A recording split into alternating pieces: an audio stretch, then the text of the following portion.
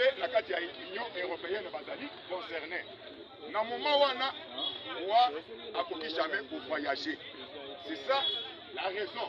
Mon toi considère que parce que mon moko atelema ki o ngai ki soke o wa pe déjà ya pe. Wana anyama mike bazali n'impact te na politique ya RDC. UDPS viva! Alors toyoki na koya ya pape on est déjà gouvernement na biso bazwaki déjà ikanisi ya kosalela oto bengi ndeko bakanja Isidore asalela ye sous forme donc sous forme ya temple bisika bakundaki ndeko wana donc bakanja Isidore alors ekozala pe façon ya kohonorer ndeko na biso wana bakanja yango wana bomonaki baeveke baye inde dina Kinshasa awa bakutani na premier ministre apesi vraiment longonya na makanisi wana ya malamu oyo bazwaki. Et nous aimerions aussi vous informer que epai na biso na tiango kuna oyo bavoyu babandi babandaki kotelema oyo efficie ya mokonzi ya mboka batake bato basalaki moyibi. Au moment où nous parlons, je vous informe que mokonzi ya sika oyo a remplacé colonel Bienvenu oyo bake abandi kotia ordre soko komi na ari wana ya quartier 3 oyo komaki na encombrement makasi ya bamiyibi okuta pensa ke mopepe ezosala nini ezoleka. Et pour la toute première fois colonel wana azoya mokonzi wana azoya abengi na mégaphone bato baye abandi kopesa pe bainformation donc kolandisama balolenge kani ye aye kokamba district ya Tchango. Donc c'est pour vous dire que donc tozo kende malembe mboka ibongaka na mokolo moko donc petit à petit même dès que Assisa Kazala na ye actualité politique esengeli osimba lisusu ndeko ndenge tozoloba na yo awa en rapport des élections j'allais pour passer aspect wana ezali très capital omonaki papa Kadima 10 000 kara ena kokutana na mboso akutani na bahati ezali po ete bandeko lorsque bazozonga awa basala mosala na lombango oyo esengeli bapesa seni baloi oyo ezali kopermettre ye afandisa, c'est-à-dire atia bajalon atia babonne base de manière à ce que tosala nini pour décoller en ce qui concerne nos élections organisées yango. Il y a aussi oui moko oyo ezali pe kocirculer en ce qui concerne constitution ya mboka. Ce qui se dit ezali te ke kozwa constitution kobwaka yango na poubelle mboka etambola sans constitution te. Abengi yango révision constitutionnelle. Et si wana simba lisusu bo bakokosa yo. Pourquoi parler de la révision constitutionnelle? Parce que constitution tozotambwisa nango mboka ezali une constitution qui a été conçue pour les rebelles, les belligérants. Vous vous souvenez? Azalaka 5, babengi yango 1 plus 1, 4. Donc cette constitution conçue pour les rebelles, pour les belligérants, ezali na bakokoso na kati na yango ya ndenge pesa ya kosakana te. Yango wana nde bomoni bisika ba Paul Kagame bapofitaka batia désordre. Constitution wana ezali consacrer même l'homosexualité. Un jour okoki koyoka député moko atelemi ofala esengeli mwasi na mobali pe na RDC mwasi na mwasi to mobali na mobali pe na RDC basa nini babalana. Constitution wana pe ezali pe consacrer Afrique moko et voilà une nation, un pays pour raison de préserver la paix akoki kotika même eteni na ye ya mabele. Donc mokonzi ya mboka mosusu to mboka mosusu esala nini ezwa yango. C'est-à-dire maintenant na ndenge toye maintenant toni tokamba mboka etambola ndenge elongo bani bakongole bakovanda bakotala badisposition nyonso wana oyo ezali komema kokoso na kati ya mboka. Donc bakorevisie yango oyo esengeli kolongola bakolongola yango de telle manière que tozala na constitution moko oyo ekozala taillé sur mesure te oyo ekozala lokola kazaka batongi na monene ya motu moko boye te. Alors que les hommes passent et les institutions restent. UDPS viva! Matière ezali abondante. Tobeta maboko makasi, acclamez très fort. Tobeta maboko. UDPS viva! Viva! Awa siko tozo yamba leader l'État azopusa na bobete na ye maboko makasi. UDPS viva! Viva! UDPS viva! Viva! UDPS viva! Viva! Viva! Viva! Tshisekedi, héros national, Félix, chef de l'État, Berton, Moalon, Big Rouge. Fatibe? Berton. Nalobi Fatibe? Berton. Tokobanga, tokobangisa. Tokobangisa. Tokobanga, tokobangisa. Tokobangisa. Wewe kwa sala nini? Yeah. Wewe kwa sala nini? Yeah. Eloko bakongole bakoki ko simba parce que lelo na koloba ebelete tana biso esi ekei to banda koya avant l'air matine na biso to banda 7h juste to zwa ta ba président baza ebele o bazo benga po banda koya ko défiler awa pour que information ebele bayoka so ba président miake batusu balingi banda koya ko pesa bino information awa comme ezali base ya peuple congolais na bisaki bino ke sika oyo parlement de changement de mentalité toza na Carrefour toza au centre ya 3 communes ya oyo la ville de Kinshasa notamment na ngambo wana eza déjà barombo na ngambo ya boye ezali Kinshasa ndako eza na commune ya Kinshasa ndenge awo toza na commune ya Gombe il ne peut se vivre c'est-à-dire toza na milieu stratégique porte d'entrée ya grand marché ya Zandu ezali awo ezali boye c'est-à-dire esengeli bakongole bazwa les vraies informations eloko tokoyebisa bino lelo tobosalaki yango lobi ezali dossier ya makambo ya économie na biso Banque mondiale institution ya Bretton Woods eyaki awa na mission ya koévaluer parce que ndenge tosigna partenariat na Banque mondiale à chaque fois bazolandela si on respecte les principes oyo tozali na bango.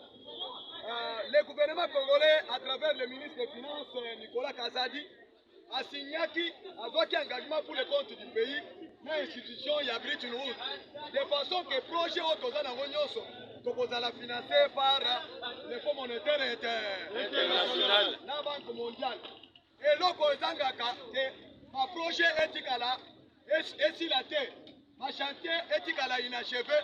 C'est avoir les moyens, la liquidité, Yambongo, pour la conscience Misala. Maintenant, comme vois-tu, la diplomatie au Salaka, à Congola, Congo, à Bimisa, Congo, na Esika, au Kabila, Kundakiye, à Bimisi, Ango, devant le monde. C'est-à-dire, pays nyonso, institution nyonso, où il peut s'accabar, pays Bongo, pour un programme de développement, à Monique. Congo maintenant est commis sur le rail.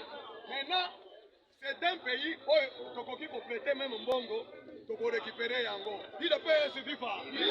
Il ne peut se vivre. Et Yango, Banque mondiale, FMI, institution sont prêts pour financer Bisson Bongo. Ceux qui te présenté projet de développement durable. De Yango, Omoni, Félix Tshisekedi, président de la République, a eu courage, il y a un chantier mineur, notamment en l'occurrence, Esika Kassavubu, Esika Mobutu, Laurent Désiré Kabila, là Joseph Kabila, on va s'arrêter plus de 60 ans au pouvoir. Moto Ameka qui osait pour toucher infrastructure monnaie de l'ocole à port et à banane que Tozo Sala en côté. Il ne peut suivre pas. Ce qui va mourir Félix à Sali en côté, c'est parce qu'à Tali Sima, les bailleurs de fonds sont prêts pour la financer. Construction de l'infrastructure monnaie, il ne peut se vivre pas. À travers le port et à banane, je vous dis, peuple congolais, tout semble là, projet Wana, ce qui est Sili, je vous dis que l'Afrique a un pays RDC. Il ne peut se vivre pas. Même l'Afrique du Sud, on a retiré le biloko na bango na mai. Parce que tout ça à la porte de l'océan Atlantique, tout ça à la porte, il y a fleuve Congo. C'est-à-dire, biloko nyonso ya économie, ba infrastructure, ba enjeu minene, ba biloko ya minene, ba memakango na mai, ba memakango na fiote, na très pété. Comme toza pays enclavé, toza atteint le monde extérieur na zela ya mai te. C'est pourquoi ba commerçant na biso bazaki na difficulté, soki ba importer biloko bakende kozula ngo na bafuta douane na Dar es Salaam, bakende kofuta douane na Lobito na Angola, bakende kofuta douane na Pointe Noire na Congo Brazzaville. Tala sikoyo dépendance wana pour la partie béton et pour soi sous canango il ne peut suivre pas.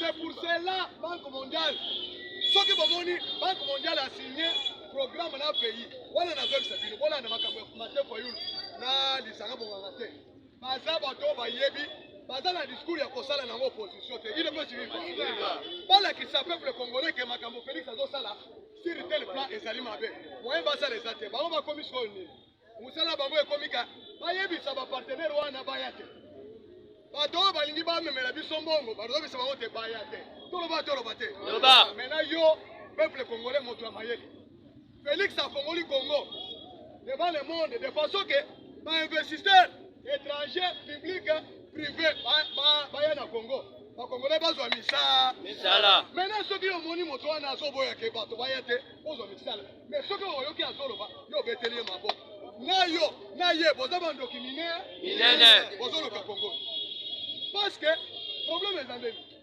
et le ko banda ko boya ke il ne peut pas avoir pouvoir si c'est que des pouvoir te tango bakendaki na Genève ezalaki ke bayebisi bango le papa Léon Kengondolo azala bomo papa oyo nani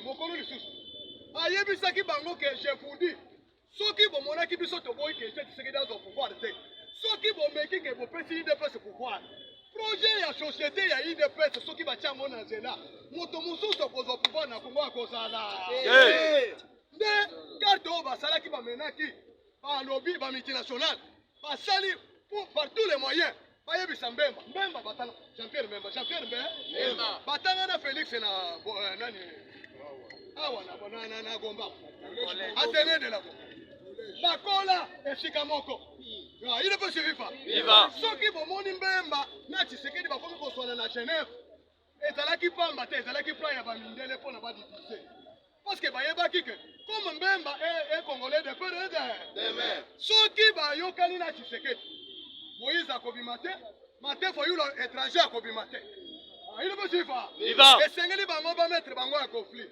c'est pour cela omoni ntango Jean-Pierre Mbemba ayaki ayaw a comprendre déjà che alobi makambo ya lamuka nayebi yango lisusu te ngai je veux soutenir le pouvoir ya congolais de peu de mer nde nazobisa bino bato bozo reve papa plan oyo il ne peut s'acheter na se papa ngai na kobeta campagne te campagne na ngai ezali action ya chef de l'État papa moto il ne peut s'acheter moko tokopesa un franc na biso te na congolais pour voter biso congolais moko sera devant ses responsabilités na makambo oyo gouvernement na biso alingi kosala c'est pour cela on dit tous les ministres pas député belé pas une résolution nous allons défendre le bilan ya Fatibe pour y arriver qu'est-ce qu'il faut esengeli appui à peuple congolais d'abord a changé nini mentalité peuple congolais a sala nini mentalité ceux qui peuple congolais a changé mentalité te bakoye koko c'est na tricot bakoye koko c'est na kepi bayebisa ke nazande kona yo naza moninga na yo peuple congolais akobebisa voix na ye na minute oyo nazoyebisa bino peuple congolais Fati béton aza bénédiction ya peuple congolais soki torate Fati alongwe bokomona makambo ndenge ekobanda kochanger kope ezongaka te esali nini opération aller retour ekosala nini ekozonga il ne peut suivre bokomona comment les Rwandais baétranger bakobanda kozonga na Congo là vous allez comprendre que Zamba pesaki biso opportunité Américain bayaka pamba te soki omoni Américain akei na tel pays yebela combattant nani yebela soki omoni Amérique akei quelque part Amérique asalaka akendeke pamba te akende kaka esika intérêt na ye ezali tala ndenge Amérique asali na biso partenariat privilégié stratégique ezali pa mpe na kati ya Union européenne bazali concerné na moment wana wa akoki jamais kovoyager c'est ça la raison moto akosere te ke parce que moto moko atelemaki o ngai kisoke o wapelisa ya te wana banyama mike bazali na impact te na politique ya RDC UDPS vivant alors toyoki na koya ya pape tomoni déjà gouvernement na biso bazwaki déjà likanisi ya kosalela oyo tobengi ndeko Bakanja Isidore asalela ye sous forme donc sous forme ya temple bisika bakundaki ndeko wana donc bakanja Isidore. Alors ekozala pe façon ya kohonorer ndeko na biso wana bakanja yango wana bomonaki baevêque baye inde dina Kinshasa awa bakutani na premier ministre apesi vraiment longonya na makanisi wana ya malamu oyo bazwaki. Et nous aimerions aussi vous informer que epai na biso na ntango kuna oyo bavoyu babandi babandaki kotelema oyo efficie ya mokonzi ya mboka batake bato basalaki moyibi. Au moment où nous parlons, je vous informe que mokonzi ya sika oyo a remplacé colonel Bienvenu oyeba ke abandi kotia ordre soki okomi na arrêt wana ya quartier 3 oyo ekomaki na encombrement makasi ya bamiyibi okukuta mpenza ke mopepe ezosala nini ezoleka. Et pour la toute première fois colonel wana azoya mokonzi wana azoya abengi na mégaphone bato baye abandi kopesa pe bainformation donc kolandisama na lolenge kani ye aye kokamba district ya Django.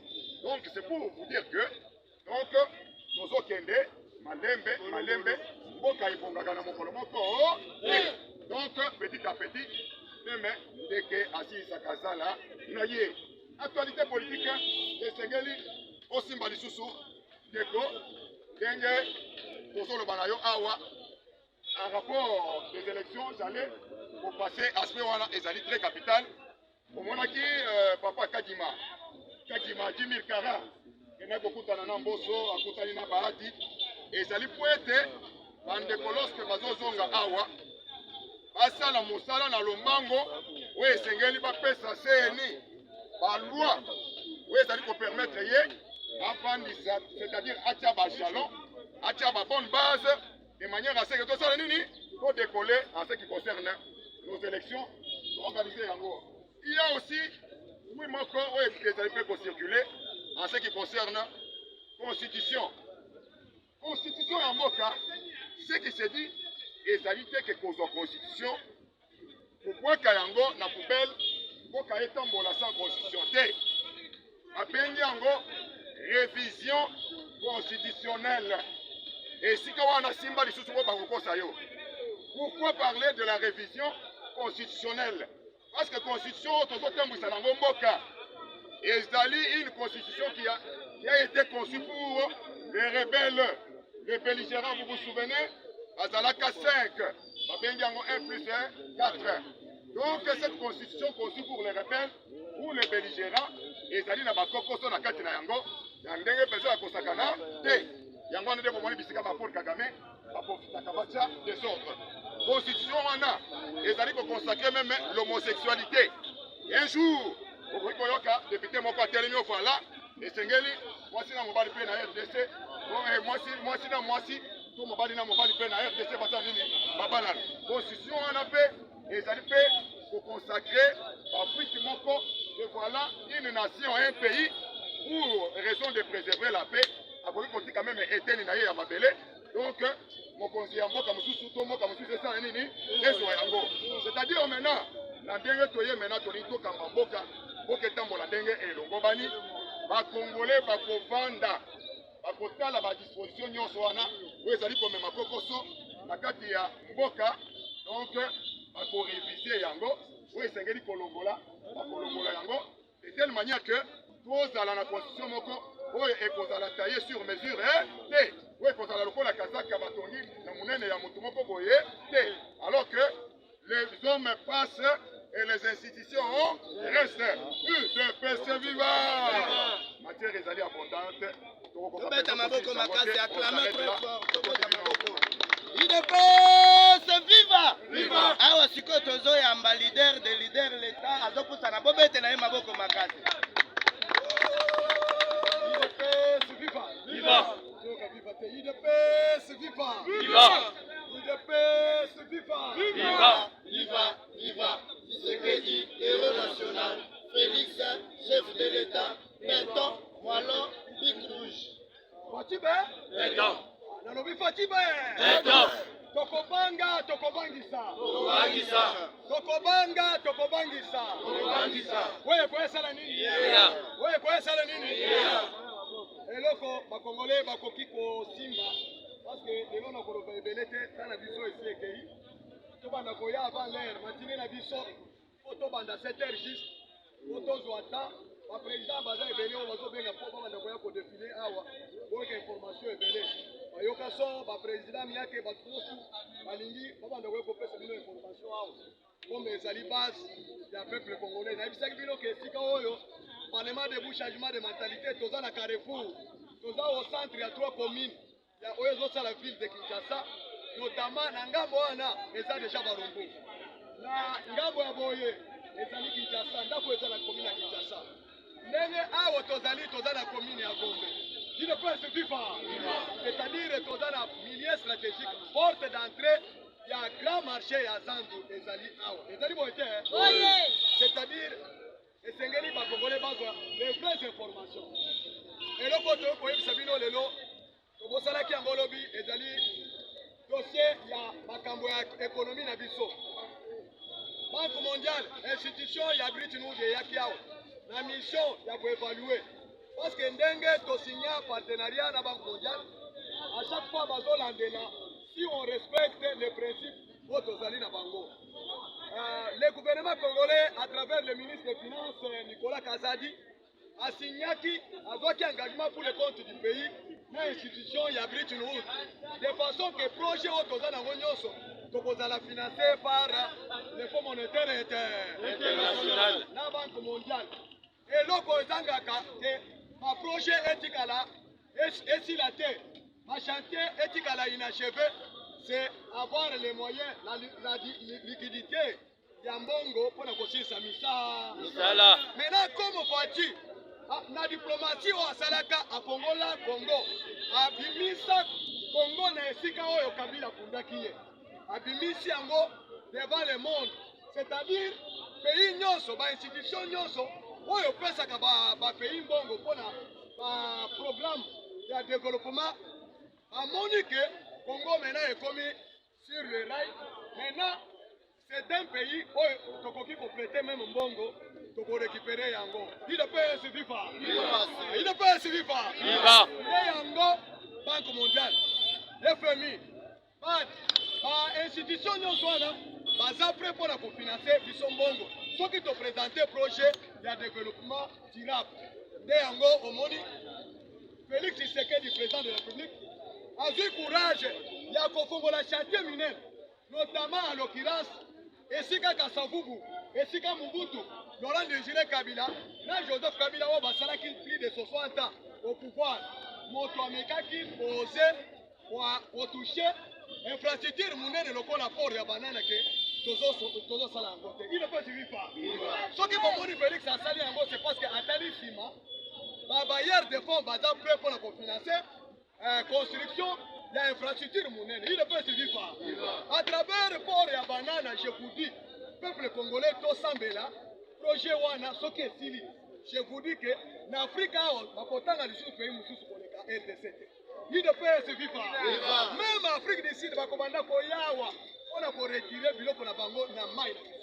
Parce que tout ça à la porte de l'océan Atlantique. Tout ça à la porte, il y a fleuve Congo. C'est-à-dire, biloko nyonso ya économie, ba infrastructure, ba enjeu minene, ba biloko ya minene, ba memakango na mai, ba memakango na avion te, na train te. Comme toza pays enclavé, toza ata na monde extérieur na zela ya mai te. C'est pourquoi ba commerçant na biso bazaki na difficulté, soki ba importer biloko bakende kozala ngo na bafuta douane na Dar es Salaam, bakende kofuta douane na Lobito na Angola, bakende kofuta douane na Pointe Noire na Congo Brazzaville. Tala sikoyo dépendance wana pona pachi beto ekozwa suka nango. Il ne peut se vivre pas. C'est pour cela Banque mondiale. Ce qui bomoni Banque mondiale a signé programme na pays. Wala na zone sabino. Wala na makambo matepo yulu na lisanga bonganga te. Baza bato bayebi baza na discours ya kosala nango opposition te. Il ne peut se vivre pas. Bala ki sa peuple congolais que makambo Félix azosala sur tel plan ezali mabe. Moyen basa les até. Bango ba commission ni. Musala bango ekomika. Bayebi sa ba partenaire wana bayate. Bato balingi ba memela biso mbongo, bato bisa bango te bayate. Tolo ba te. Maintenant yo peuple congolais moto amayeli. Félix a congolais Congo devant le monde de façon que les investisseurs étrangers, publics, privés, vaya na Congo. Les Congolais bazwa misala. Maintenant ceux qui ont moni moto wana azoboya ke bato vaya te bazwa misala. Mais ceux qui ont yoki azoloba yo beteli mabo. Na ye boza bandoki minene bozoloka Congo. Parce que problème est endémique. Et nous comme banda ko boya ke IDP sans pouvoir. Si c'est que des gens pouvoir te tango bakendaki na Genève. Ezalaki ke bayebisi bango le papa Léon Kemondo azala bombo. Papa oyo nani mokolo lisusu ayebisaki bango ke je vous dis soki bomonaki biso toboyi ke Tshisekedi azwa pouvoir te soki bomeki ke bopesi IDPS pouvoir projet ya société ya IDPS soki batia yango na nzela moto mosusu akozwa pouvoir na Kongo akozala nde karte oyo basalaki bamenaki balobi bamultinational basali par tous les moyens bayebisa Mbemba batana Jean-Pierre Mbemba batanga na Félix na nani awa na Gomba atene de la bakola esika moko ile peut suivre viva soki bomoni Mbemba na Tshisekedi bakomi koswana na Genève ezalaki pamba te ezalaki plan ya bamindele mpona badivise parce que bayebaki ke comme Mbemba est congolais de peu de mer soki bayokani na Tshisekedi Moïse a kobimate, mate foyulo étranger a kobimate. Il veut suivre. Viva. Et sengeli bango ba mettre bango en conflit. C'est pour cela au monitant au Jean-Pierre Mbemba yaki ayao à comprendre déjà chez à lobby makambo ya lamuka na yebi yango lisusu te.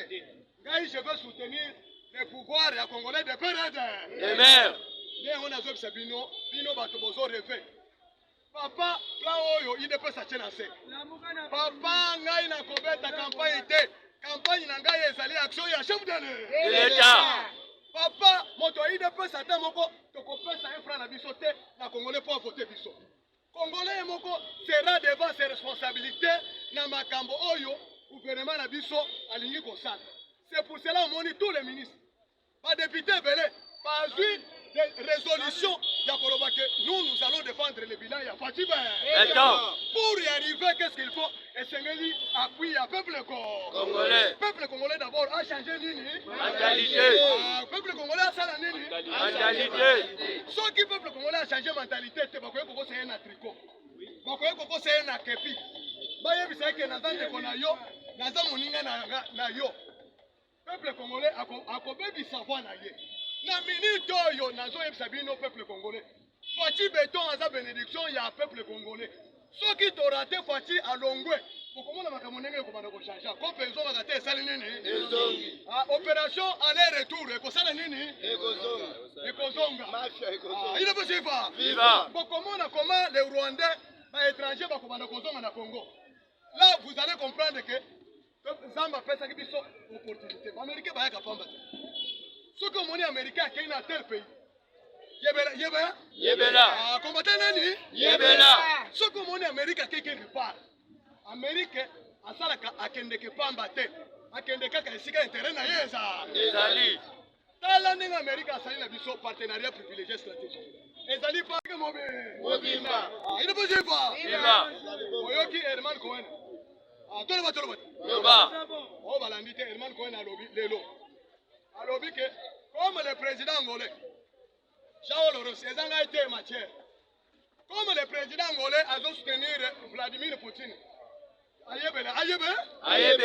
Élection ya août 2022 ayebela. Peuple angolais a voté yebela. Ayebisaki bino. Omoni soki bangolo minene bazobunda zala na réserve ya opposition. Batebele bakolela. Ayine posifa. Papa Fati azosala mosala pour l'intérêt du peuple congolais. Ce que mon moto comme opposant, c'est-à-dire à contre l'intérêt du peuple congolais. Papa batozo tuna mate pour yulu. Mbelo za la congolais de père et de mère. Pouvoir à Tshisekedi, yo zala ki pi, ozala pio monnaie. Botuna. Papa, nani akoki koboya ozala la pouvoir pour azala na opposition. Discours ya Tshisekedi, jamais au défi. Ya ba congolais, que ça soit ba bazo ko saki azande ko na bango. Na discours ya Tshisekedi atangaki ba politicien nyonso te. Ya investiture. So discours wana ocha ase. Moto oyo Tshisekedi atandelaki loboko. Ezali Martin Fayulu. Pourquoi Martin Fayulu bazoboya mbe naza la congolais de père et de mère Martin Fayulu alingaki ayamba Tshisekedi ezali boye te soki omoni Martin Fayulu aboyaki koyamba Tshisekedi parce que il défendait les intérêts ya multinationaux on défend les intérêts ya multinationaux maintenant on a cité na dossier wana un membre équipe oyo yaki ya Fonds monétaire international baye bapesi rapport na bango ya conclusion na bango balobi nini toloba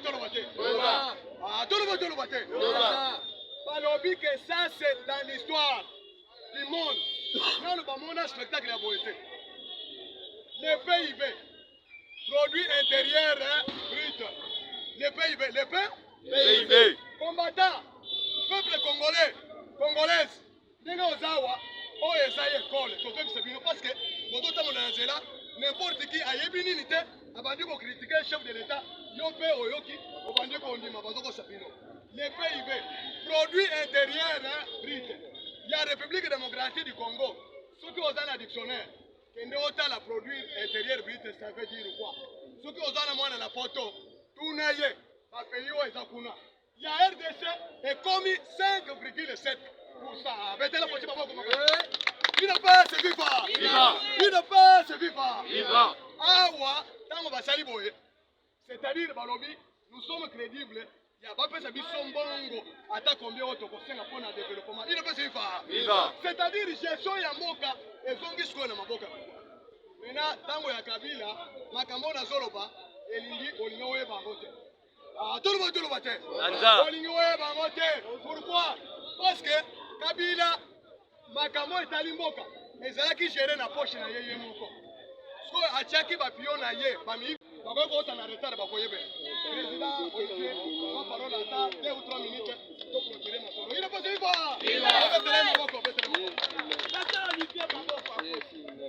il devait se vivre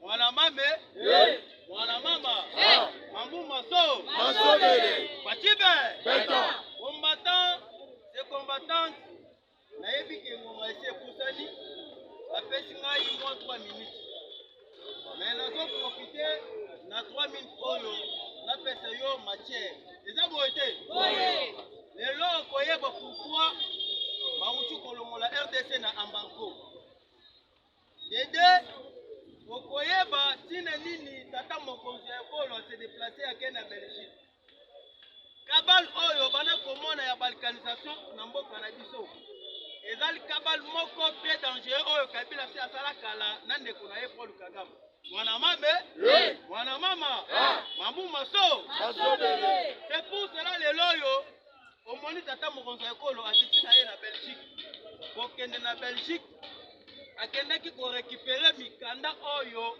tango bapesaki biso l'indépendance tango tozwaki l'indépendance mboka etala kaka na mutu Mobutu koma azalaki dictateur aya kokota mboka na coup d'état moya kene korécupérer mikanda wana ezalaki te tango tokomi na tour ya mese Kanambe olia s'intéresser na mboka kene korécupérer mikanda ya indépendance atikala kokende te.